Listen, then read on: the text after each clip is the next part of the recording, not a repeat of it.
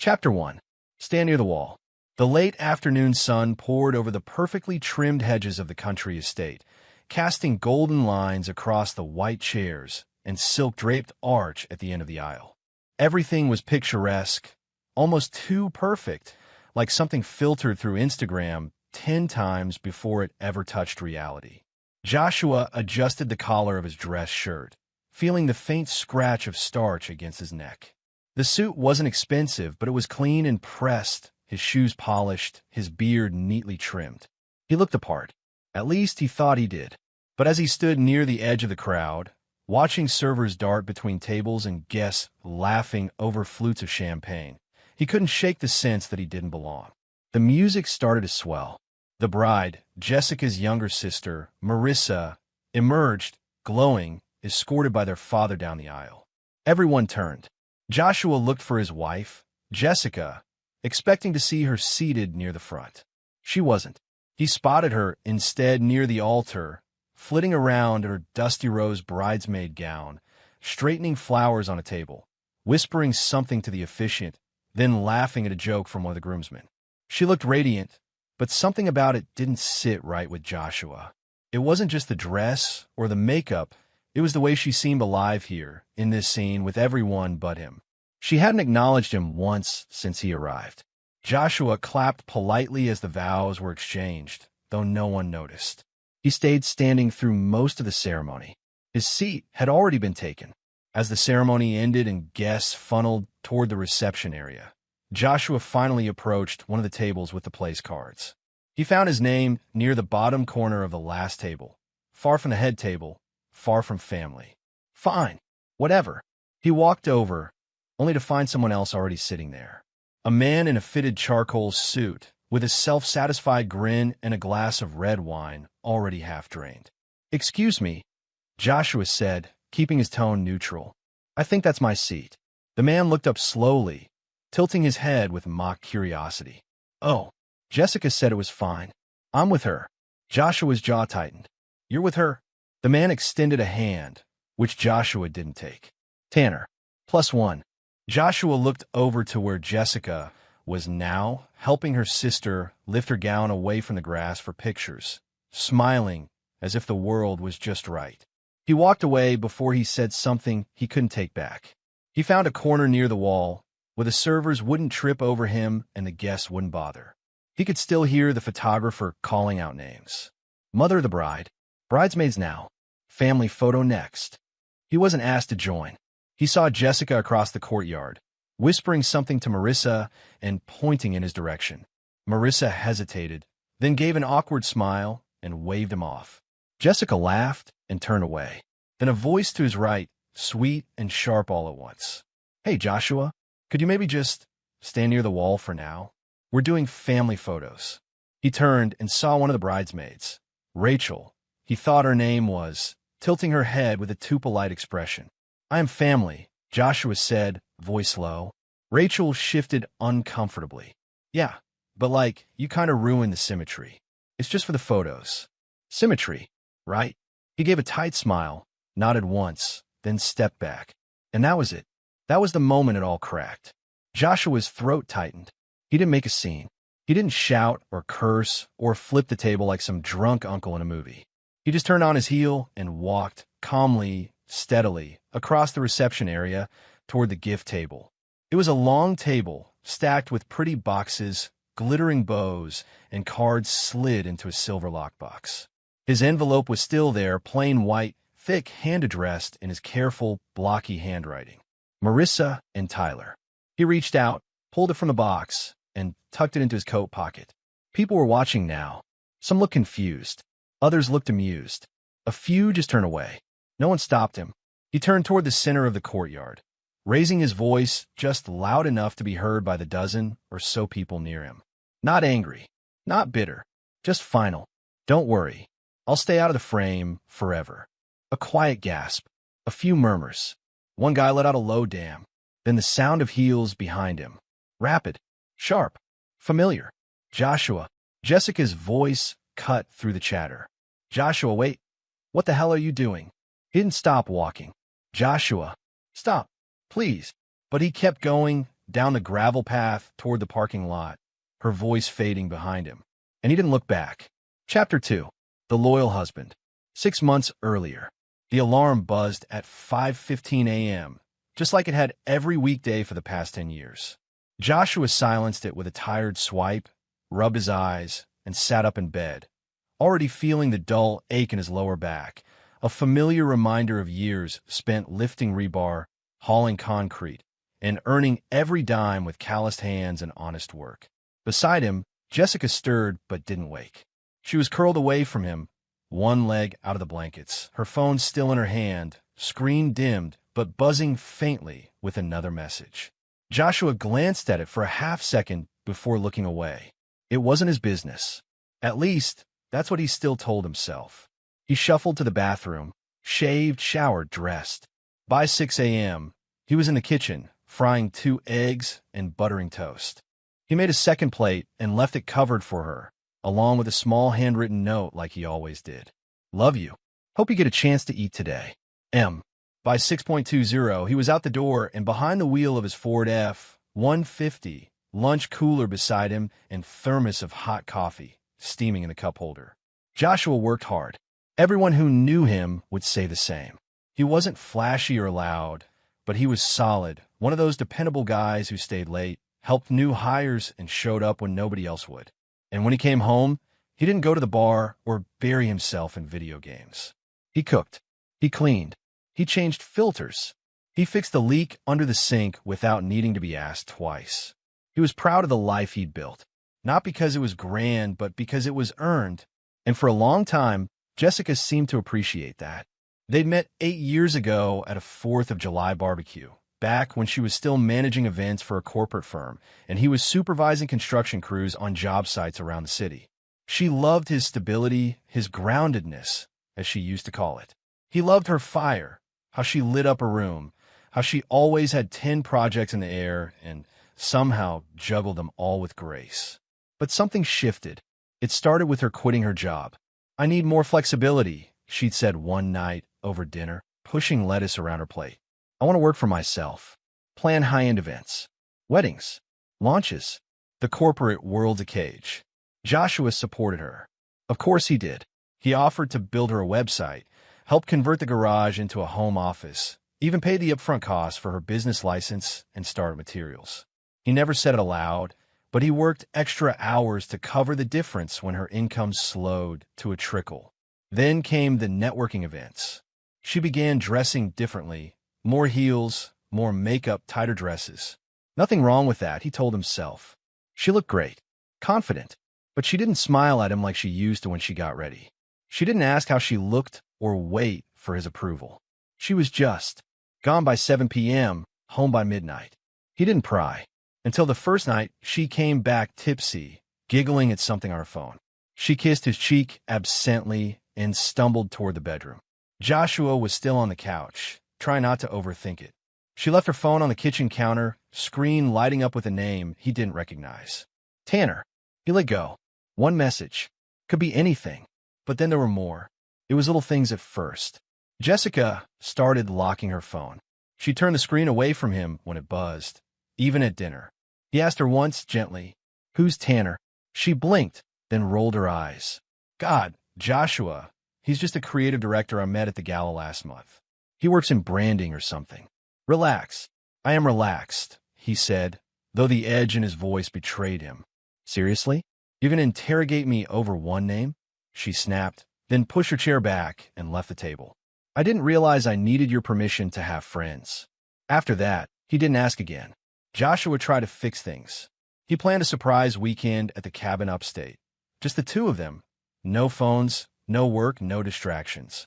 He even arranged with her sister to help clear Jessica's schedule. She canceled 2 days before. I booked a last-minute client, she said, not even looking up from her laptop. It's for a product launch, super exclusive. I can't turn it down. He nodded, then packed away the hiking boots and wine bottle he'd been saving.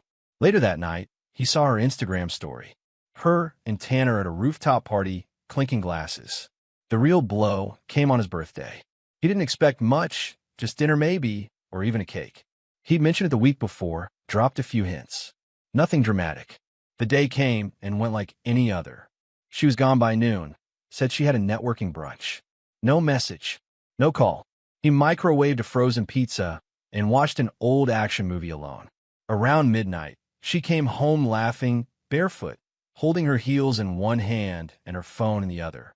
He didn't say anything, but he noticed the glittery wrapping paper in her passenger seat the next morning, along with an empty wine bottle and a gift bag addressed to Tanner.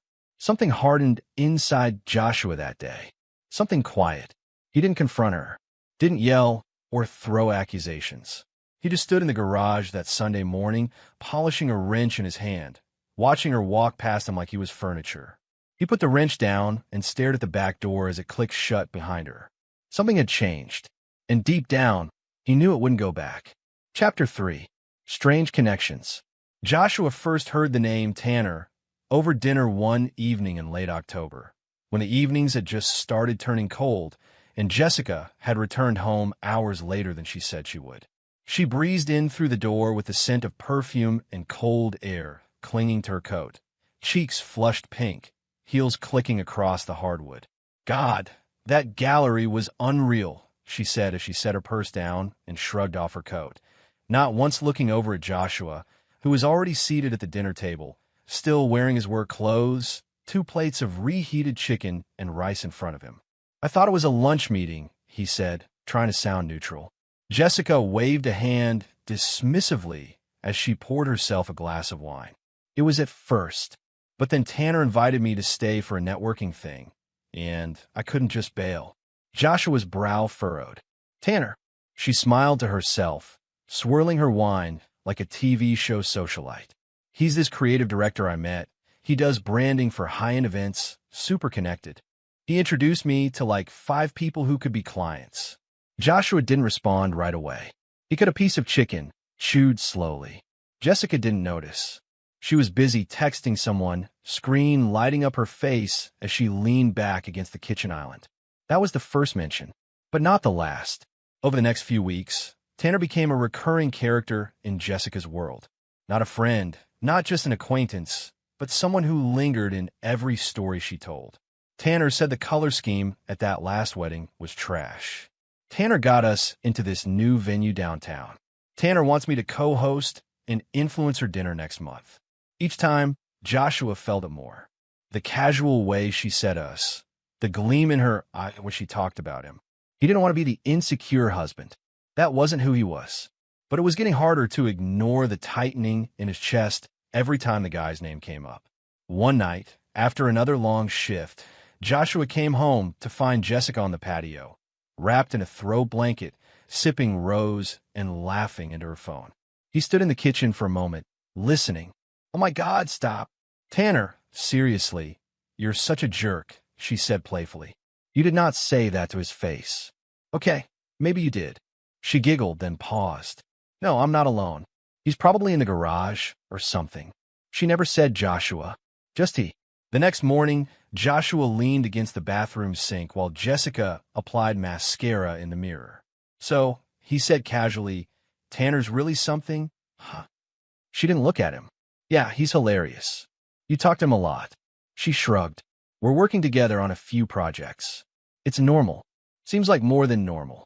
Now she looked at him, her eyes narrowing. What's that supposed to mean? I don't know. Just feels like you're pretty close with the guy. She clicked her mascara tube shut and turned toward him, arms crossing. You're overreacting, Joshua. He's gay, I think. He raised an eyebrow. You think? Jesus, why are you acting like this? She snapped. I'm not sleeping with him, if that's what you're trying to ask. I didn't say you were. But you're thinking it, aren't you? She said, voice rising. Joshua stared at her. I'm thinking that you've barely touched me in weeks, but you're up until 1 a.m. laughing with someone who makes you glow like a damn teenager. Her mouth opened, then closed again. She turned away. They didn't speak for the rest of the day. That night, Joshua laid down on his side of the bed, his back to her. There was no goodnight kiss, no casual leg brushing his under the covers. She scrolled on her phone in silence, the light casting shadows across the wall, then eventually turned over with a sigh. Joshua stared at the dark, his body tense, thoughts twisting like wires in his chest. Tanner, He didn't even know what the guy looked like. Just that his name came up more than Joshua's did these days. That Jessica smiled at her phone more than she smiled at him. That she wore perfume now, even when she said she was just grabbing coffee. One evening, Joshua walked into the living room to find her watching a Netflix documentary about art scams. A glass of wine in her hand, her legs tucked under a blanket. "Did you want to watch something together?" he asked. She didn't even glance away. "I've already started this." He stood there a moment longer, then gave a small nod. "All right, I'll be in the garage." "You always are," she muttered. He paused, hearing the bitterness in her tone. He almost turned back to ask what that meant, but stopped himself. Another week passed. The conversations grew shorter, the tension thicker. He tried to bridge the gap with kindness, offered to cook, suggested watching their old wedding video for their anniversary. She rolled her eyes. "Don't be dramatic, Joshua. We're not dead, just tired." He wanted to believe her. God, he wanted to believe that this was just a rough patch, that they'd reconnect, that she'd see how much he still loved her. But love was a one-way street lately. He started going to bed earlier, just to avoid the ache of watching her laugh at her phone, the glow of it illuminating a face that wasn't looking at him. He started sleeping on the edge of the bed. Chapter 4. Cracks in the Frame. The first real cold front of the season rolled in that Thursday, painting the sky in steel gray and littering the streets with gold and rust-colored leaves. Joshua sat in his truck during lunch, engine idling as he stared down at the weather app and hotel confirmation on his phone. 2 nights in a cozy mountain lodge. Fireplace. Spa access. No phones. Just the two of them. Just like old times. He had even picked the same cabin they stayed in after their first anniversary. The one with the view of the river and the trail that led to a quiet overlook. Back then, she'd said it was the happiest she'd ever been. He'd kept the memory tucked away, like a photograph in his mind. When he walked through the front door that evening, he was hopeful. Nervous, even.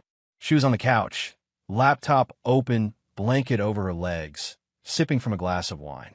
"Hey," he said, smiling. "Got a minute?" Jessica didn't look up. "If it's about dinner, I'm just going to DoorDash something." Joshua held out the printed hotel reservation. "It's not about dinner." She glanced at the paper, then slowly took it, reading it like it was a jury summons. "I thought maybe we could use a weekend away," he said, voice careful. "You've been busy. I've been tired. Might be good to reset." Jessica stared at the paper for another few seconds, then shook her head. "I can't. I have the Tremblay event Friday night and a floral consult Saturday morning." Joshua's jaw tightened slightly. "Can't someone else handle that?" She gave a short laugh. "You think clients just fall from trees? I need to be there. I'm building something, Joshua."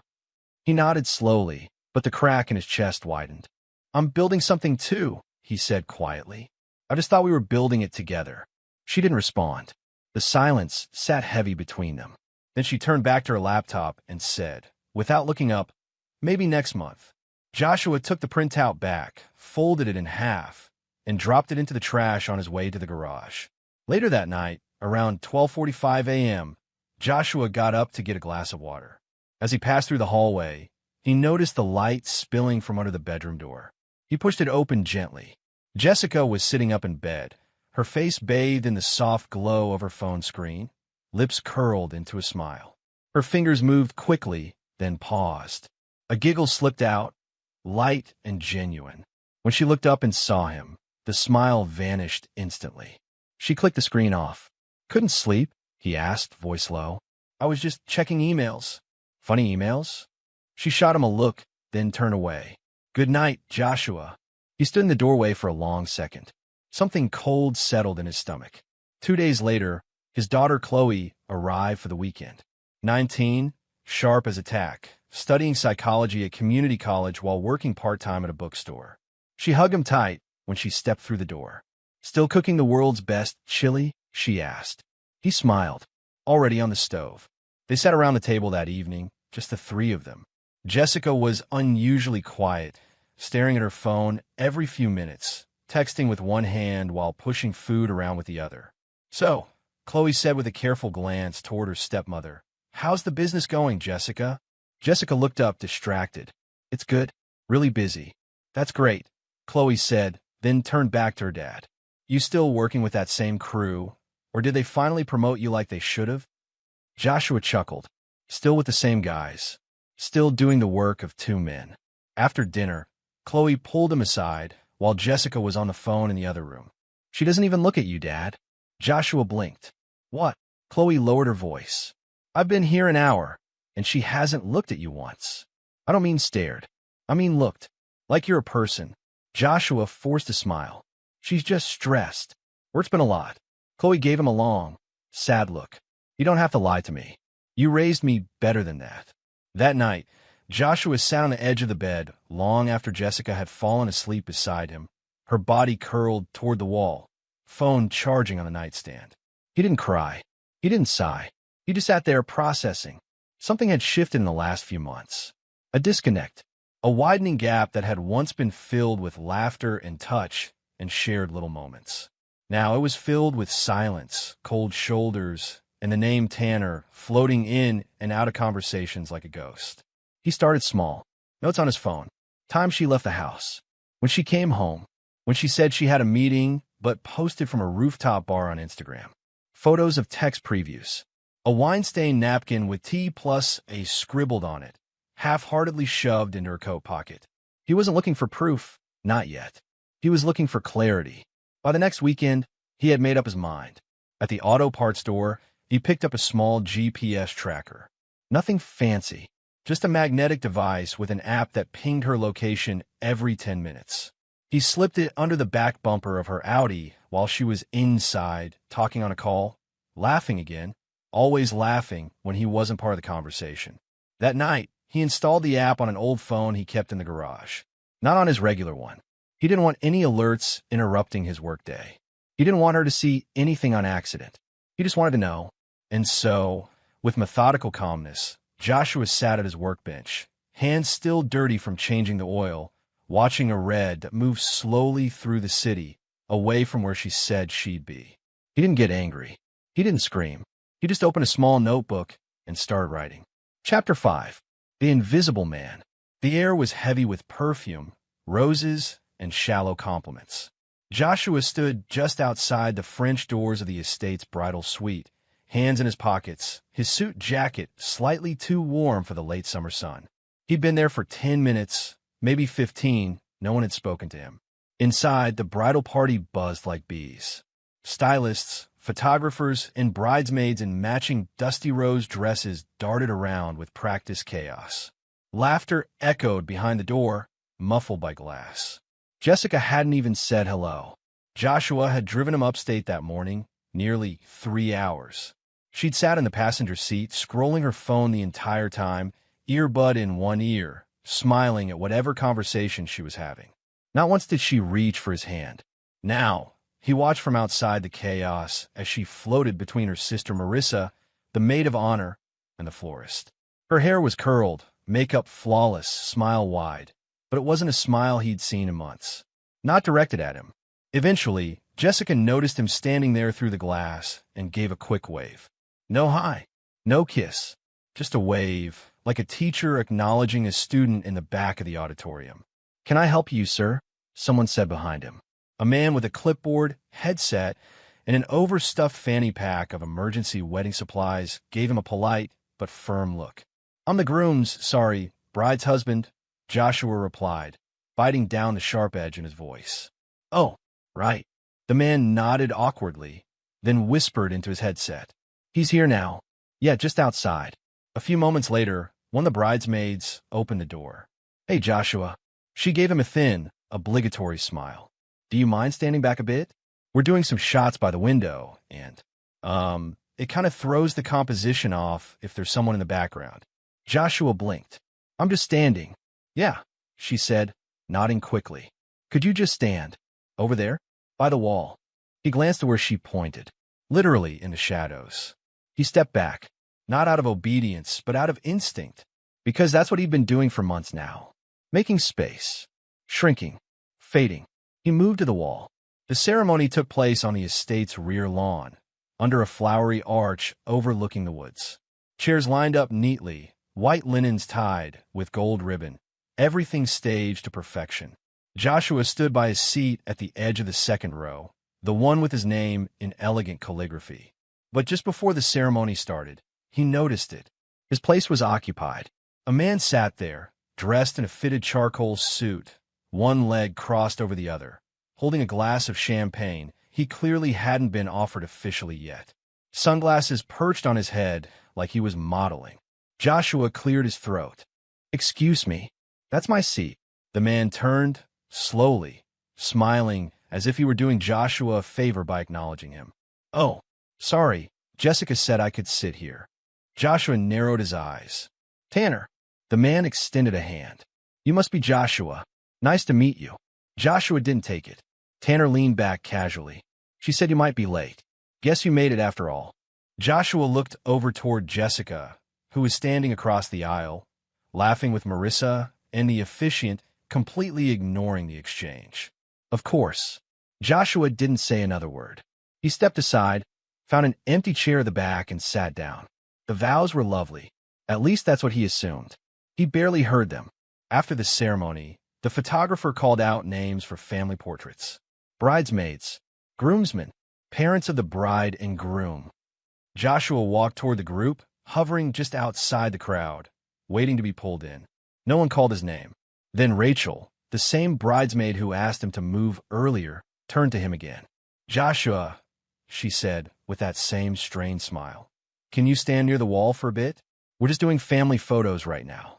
"I am family," he said flatly. Rachel gave him a look. Awkward, a little embarrassed, but still firm. "I know. It's just for the symmetry. We'll get one with you later." Symmetry. That word again. He stepped back, watched as Jessica laughed with her mother, her sister, Tanner, who somehow ended up in one of the group shots. Joshua was nowhere to be found. The reception was worse. He walked toward the table marked family, only to find his seat, again, taken by Tanner. The man raised his glass and gave a little wave. "Hey man, didn't realize you were still around." Joshua looked at him. Really looked. His smugness wasn't even hidden anymore. His tie was loosened, shirt unbuttoned, just slightly at the top, like he owned the place. Like he belonged. Joshua didn't answer. He didn't fight. He didn't make a scene. Instead, he turned on his heel and walked calmly across the courtyard toward the gift table. The table was neatly arranged with white boxes, ornate cards, and a large silver box for envelopes. He found his. Plain white, thick with cash, marked "Marissa and Tyler, congratulations." He took it back, and then he turned to face the crowd, dozens of people laughing, drinking, celebrating, and said, loud enough for everyone to hear, "Don't worry, I'll stay out of the frame forever." A few heads turned. Someone gasped. A wine glass clinked against a plate. Then the sharp staccato of high heels behind him. "Joshua," Jessica's voice rang out. "Joshua, what the hell are you doing?" He didn't turn around. "Joshua, wait. Come on, stop. Please, what are you doing?" But he just kept walking, envelope in hand, through the manicured hedges and out toward the lot. And he didn't look back. Chapter 6. The video file. The house was dark when Joshua returned. The kind of dark that felt intentional. Quiet and cold. The kind of silence that didn't greet you, but stared at you, waited. He didn't bother turning on the lights. The weight of the wedding still clung to his shoulders like wet concrete. The smug face of Tanner. The polite exclusion. The way Jessica hadn't once stood beside him. Hadn't even tried to make it right. Not really. Not when it mattered. Joshua hung his suit jacket over the kitchen chair, loosened his tie, and stood in front of the fridge for a long moment before pulling out the bottle of Jameson. No glass. He took a slow sip, let the burn settle deep in his chest. Then he walked to the garage. The laptop sat on the far corner of his workbench, right where he'd left it. Dusty, unassuming, but wired into a feed that had been collecting footage for almost 3 weeks now, from a small, concealed dashcam mounted behind a rearview mirror in Jessica's Audi. It hadn't been hard to install. She never noticed. He opened the folder. Jessica Cam. The file list stretched long. Dozens of clips, each about 10 minutes long, auto-saved based on ignition activity. He skipped past the first few, his fingers steady, his breath calm. He was looking for one date in particular. The night she told him she had a client dinner downtown, but hadn't come back until 1:30 a.m., smelling like wine and someone else's cologne. He found it. October 28th, 21:42 p.m., he clicked play. The dashcam sprang to life with the flicker of the overhead light in the Audi's cabin. Jessica's voice filtered in, muffled at first, then clearer as she laughed. The passenger door opened. Tanner slid in, flashing his 2 white teeth and holding a bottle of something in a paper bag. "You seriously kept the engine running?" he teased. "It's cold," Jessica said, and I didn't feel like going back inside just to hear Marissa drone on about flower arrangements again. She leaned in. Tanner pulled off his gloves. Then, clear as day, they kissed. Long, familiar. Hands on her waist. Her laugh melting into his mouth. Joshua paused the video. He didn't look away. He rewound 10 seconds and watched it again. And again. Each time, something inside him grew quieter. He clicked to the next video, one captured just minutes later. They were still sitting in the car. Her heels were off now, one foot propped up on the dashboard. She was scrolling through her phone, wine bottle between them. Tanner leaned back, smirking. "So what's the deal with your husband anyway? Still thinks you're doing client meetings on Friday nights?" Jessica didn't even hesitate. "He's so simple. Predictable. Honestly, he's just useful." Tanner let out a low chuckle. Jessica joined him. Joshua's fingers hovered over the keyboard. He didn't hit pause this time. He didn't scream. Didn't throw the laptop. Didn't punch the wall. He just sat there, staring, letting the truth flood in. Every little red flag. Every unanswered call. Every excuse. Every late night. Every dismissive shrug. Every half-truth. They all assembled now, clicking into place like puzzle pieces in a picture he'd refused to see. He sat back slowly in his chair. The bottle of whiskey sat untouched beside him now. He didn't cry. He went very still. Chapter 7. The paper in court. 30 days. That's how long Joshua went without speaking to Jessica. Not a single word. Not a text. Not a call returned. When she tried to knock on his garage door that first week, tears in her voice, apologies in her throat, he stayed inside, kept the lights off, and let the sound of her footsteps fade into the driveway like all the trust he once had for her. When she left voicemails, he deleted them. When she emailed, he marked her as spam. To everyone else, Joshua was just busy, taking extra shifts, pushing long hours on job sites. Quiet, tired, distant, but always reliable. No one knew what was coming. His daughter Chloe knew something was wrong, of course. She dropped by one Saturday with a 6-pack of beer and a hug that lingered too long not to mean something. "You okay, Dad?" she asked. Joshua nodded. "Just tying up loose ends." She didn't press. But before she left, she squeezed his shoulder and said, "Whatever it is, don't let her take your peace." He almost smiled. Behind the scenes, Joshua was methodical. He hired a divorce attorney from a downtown firm, a quiet woman named Olivia Spencer with steel gray hair, a reputation for precision, and a faint scar on her jaw that looked like it had a story. She asked no dumb questions, didn't waste time. He gave her the dashcam files, the photos, the dates, the names, and, most importantly, he gave her the paper. The one thing he'd kept filed away for years, quietly, almost forgotten. A document he and Jessica had both signed 5 years ago, back when they were still laughing at inside jokes and sharing showers on Sunday mornings.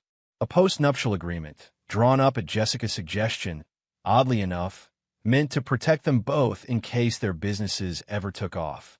"It's just smart," she'd said back then, sliding her pen across the page. "It's not like we'll ever need it."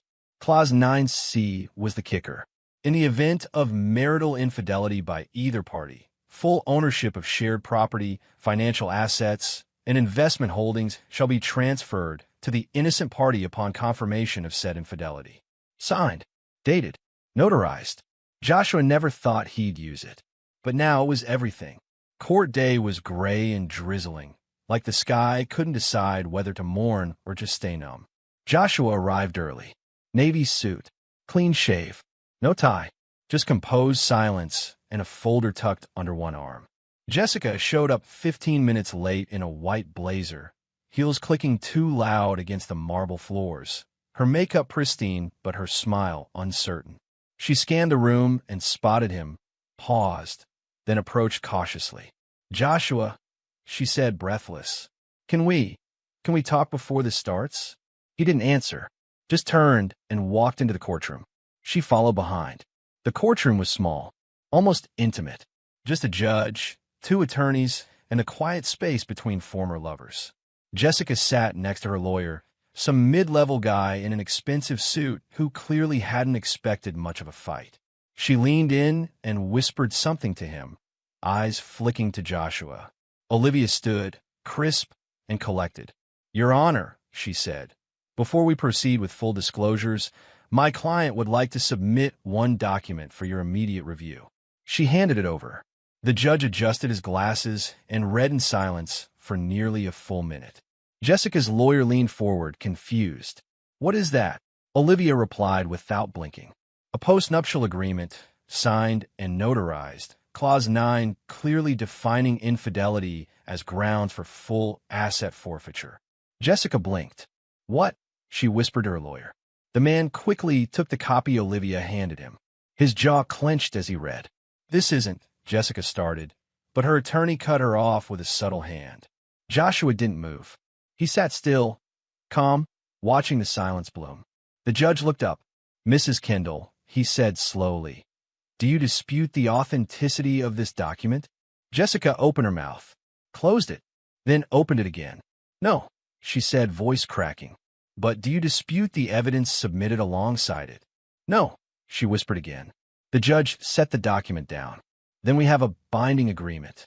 Based on the terms laid out here and the confirmation of marital misconduct, full division of property, as outlined in the postnuptial, is enforceable immediately." Jessica turned to Joshua. Her face was pale now. "Joshua, please. Can we talk? This isn't what I meant. We can figure this out." Joshua stood. He buttoned his jacket. He nodded once to the judge, shook Olivia's hand, and walked past Jessica without so much as a glance. She stood up, reached for his sleeve. "Joshua," but he didn't stop, didn't turn, didn't need to. Joshua walked out of court with everything. Jessica was speechless. Chapter 8. Broken Mirrors. Jessica never thought it would unravel this fast. At first, she told herself it was temporary, that Joshua was just being dramatic, that once the court dust settled, he'd cool off and they'd have some big talk like in the movies. Maybe cry, maybe scream. Then they'd meet halfway and patch it up, some version of forgiveness in exchange for shared history. But the call never came. Neither did the apology she never imagined she'd need to say. Within 2 weeks of the hearing, her lease was up. The court papers handed her everything to Joshua. The house, the joint savings, the investment account she hadn't even remembered was in both their names. The Audi? Gone. He'd even reclaimed her wedding ring, locked away with a line in the judgment calling it non-separate property due to its valuation. Jessica packed her things in silence. A few boxes, clothes, half her dignity. She moved into her younger sister Marissa's basement, wedged between old baby gear, dusty bins of holiday decor, and the scent of laundry detergent. The basement had no real windows, just 2 narrow slits of glass near the ceiling that offered shadows more than light. She stared at the wall often. It was gray, cracked near the floor, and covered with old posters from when Marissa's teenage son used to live down there. This wasn't a break. It was an exile. Tanner didn't return her calls. Not once. She sent 3 texts the night after the hearing. "Can you believe this?" And "I could use a drink, LOL." And then just, "Are you mad at me?" Nothing. By the end of the week, he had unfollowed her on Instagram. She checked his page anyway. New pictures of rooftop events, his arm around another blonde woman, tagged with trendy hashtags and glowing comments. Jessica wasn't mentioned. She wasn't even remembered. That night, she cried for the first time. Not because she missed Tanner, but because she had been replaced quickly, effortlessly, like she'd never mattered. The freelance inquiries slowed to a crawl. 2 weddings canceled their bookings with her. One corporate gala she'd been planning quietly hired another coordinator, no notice, just a change in direction. She called the owner of the boutique venue she'd partnered with for over a year. "Is everything okay?" Jessica asked. There was a long pause on the other end. Then, carefully, "People are saying things, Jessica." "What kind of things?" "I don't know. Just talk. They messy, unreliable, compromised." She felt the color drain from her face. "From who?" she asked. But the call had already ended. Joshua never said a word. Not publicly, not on social media, not to mutual friends. But things changed. Her name fell out of recommendation circles. Vendors she once drank wine with during cake tastings no longer returned her messages. And she knew, with a sick, crawling certainty, that he had done it quietly. Methodically, he never raised his voice, never gloated, never told anyone what she said in that car to Tanner. But somehow, the world just started closing around her. Not violently, just firmly. She tried texting him again. "Can we talk?" No reply. "I miss you." Nothing. "I was stupid, Joshua. I know that now." No response. She stared at the screen for hours that night, waiting for the three dots to appear. They never did.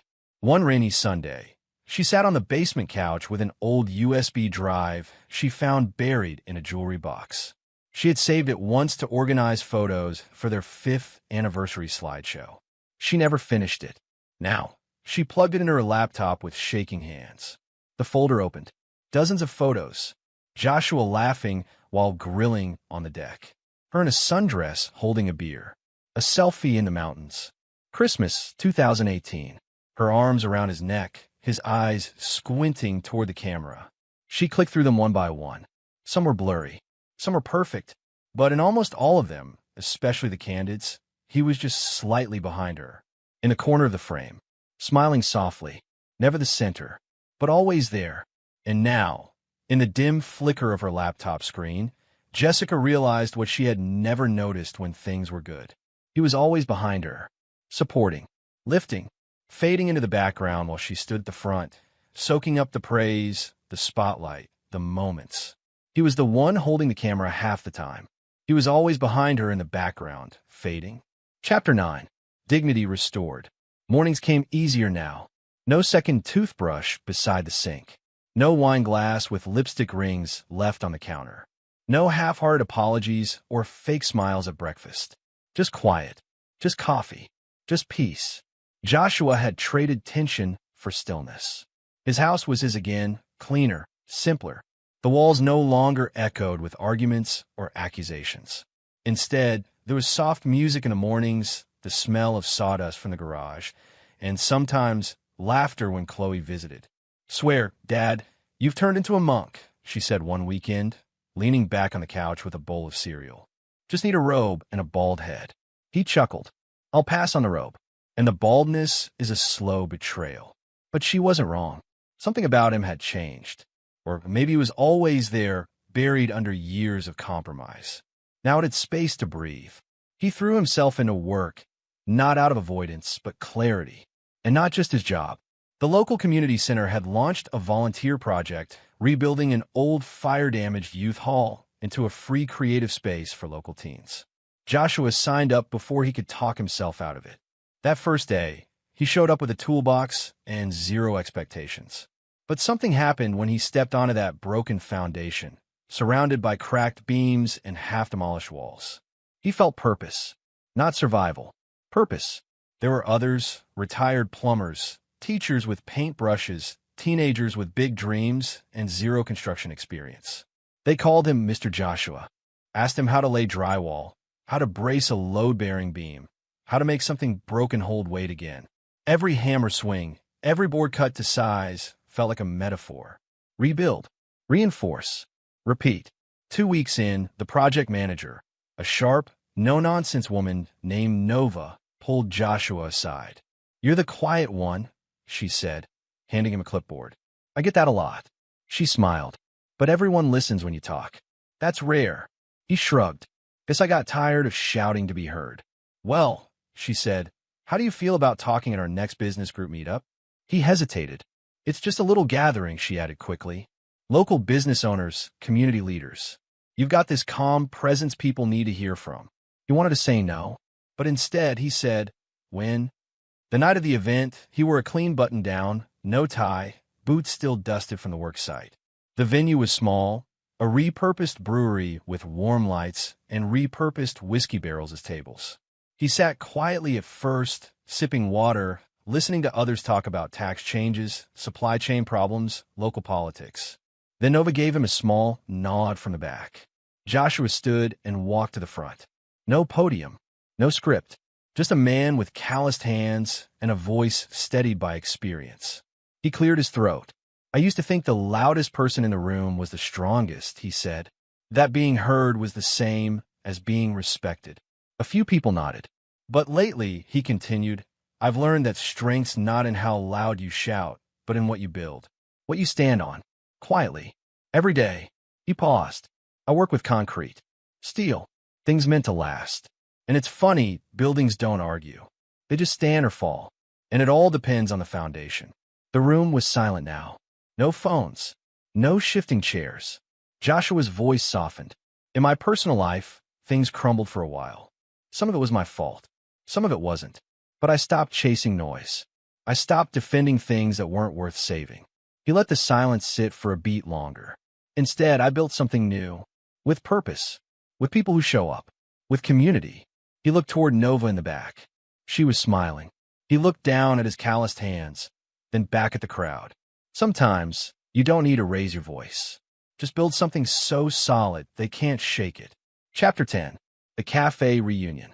The morning light filtered softly through the windows of the small downtown cafe, casting long, warm shadows over the worn wooden tables.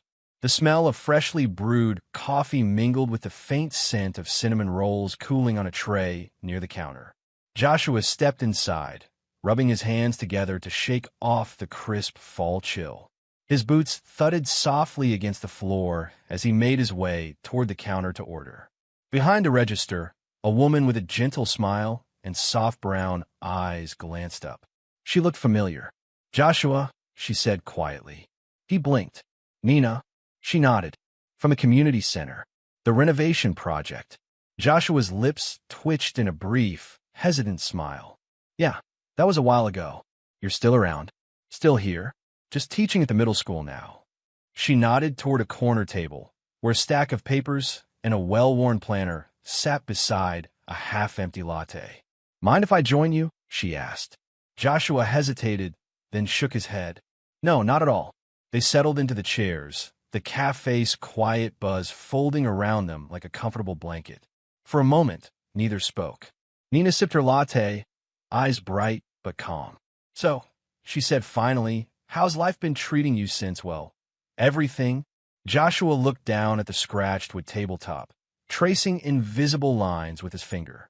Better, he said slowly. Harder. Clearer. I guess I'm still figuring that out. Nina nodded, understanding in her eyes. I get that, she said softly. After my divorce, it felt like the world had this giant spotlight, but it was shining on everything broken. Nobody sees the parts that heal quietly. Joshua glanced up, meeting her gaze.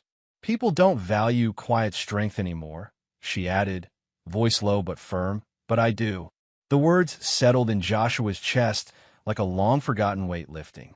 He smiled, and for the first time in a long time, it felt real. Chapter 11. The Frame Rebuilt. The evening air was cool, soft with the promise of fall. String lights twinkled overhead, casting a gentle glow over the manicured lawn where the wedding reception was underway. Music drifted lazily from the gazebo, mingling with laughter and the clinking of glasses. Joshua stood near the edge of the dance floor, his hands loosely clasped in front of him. The navy suit he wore fit perfectly, no longer the ill-fitting armor of a man trying to hide, but the tailored expression of someone who'd reclaimed himself. Nina stood beside him, adjusting his tie with a practiced, easy touch. Her fingers brushed lightly against the knot, smoothing it just so. There, she said, stepping back with a small smile. Now you look ready. Joshua glanced at his reflection in the large window nearby. The man staring back at him wasn't just any husband or victim. He was a man rebuilt, stronger, steadier, more himself. He nodded, a quiet confidence settling over him. Across the lawn, near the edge of the crowd, Jessica stood alone, clutching a glass of white wine. Her face was pale, her eyes darting nervously. The sparkle of the fairy lights caught in her hair, but it couldn't hide the awkward tension in her posture. Joshua caught her gaze for a moment. He gave a polite nod, nothing more. Jessica looked away quickly, her shoulders sagging as if a weight had settled on them. The wedding photographer, a young man with a cheerful grin and a camera slung around his neck, called out from near the gazebo. "All right, everyone, can I get a picture of the happy couple?" The crowd turned expectantly toward Joshua and Nina. Joshua took a breath, glanced at Nina, and then stepped forward. This time, he didn't hesitate. This time, he stepped into the frame. Chapter 12. Final line. Joshua sat alone on the porch steps, the evening breeze gentle against his face. The sky was fading from deep indigo to black, stars beginning to peek through the gathering darkness. The world was quiet, except for the distant hum of traffic and the occasional rustle of leaves. He took a slow breath, letting the silence settle inside him like a balm. The past several months had been a reckoning, a slow, grinding dismantling of everything he thought was solid beneath his feet. The betrayal, the humiliation, the empty spaces in the house where laughter used to live. It had broken him, and yet here he was, not whole, not perfect, but still standing. He ran a calloused hand over his jeans and glanced toward the street, where Chloe's car had disappeared just minutes ago after a weekend visit. Family rebuilt on new terms, different from before, but still family. Joshua's mind drifted back to the wedding, how he'd faded into the background, then stepped out, then rebuilt himself step by deliberate step. How he had learned the hard way that love could be a fragile thing, but self-respect was unbreakable. His voice was low but steady as he spoke the words aloud, almost as if to anchor them into the night air. You can't always stop people from breaking your heart, but you can decide whether they get to keep the pieces. He closed his eyes for a moment, tasting the truth of those words. There was power in choosing to let go, power in standing tall when the world tries to knock you down, and power, finally, in a quiet strength of rebuilding your own frame. The porch light flickered on, warm and steady. Joshua stood up, shoulders squared, and walked inside. The past was a shadow now, there, but behind him. He didn't need to chase it anymore. He was ready for whatever came next. Fade to black.